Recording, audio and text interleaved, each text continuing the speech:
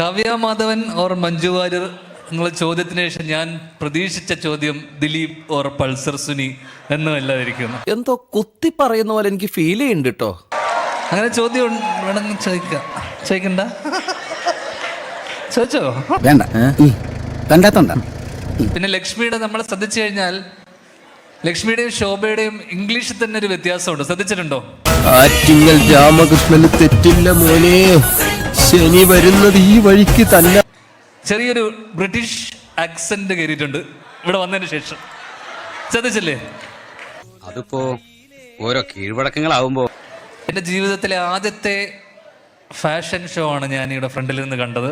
ചുമ്മാ ഇങ്ങനെയുണ്ടോ കള്ളന്മാര് ലോകത്ത്?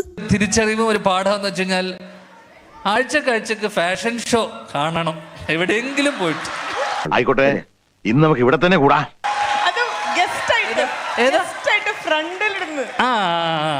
അന്ന് ഇതുപോലത്തെ ജഡ്ജിമാരും കുറെ ചോദ്യങ്ങളും ഉണ്ടാവാതിരുന്നാൽ മാത്രം.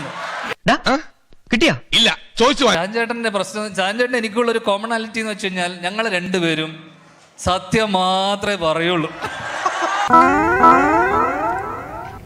എനിക്ക് ആ പടം ഒരൊറ്റ ചോദ്യമേ ഉള്ളൂ. എന്താണ്? എനിക്ക് ഭയങ്കര ഇഷ്ടവും ബഹുമാനമാണ് ശ്രീനിവാസൻ സാർ. അതെ, ശ്രീനിവാസൻ സാറിന് എങ്ങനെ ഇങ്ങനെ ഒരു മോനുണ്ടായെന്ന് എനിക്ക്.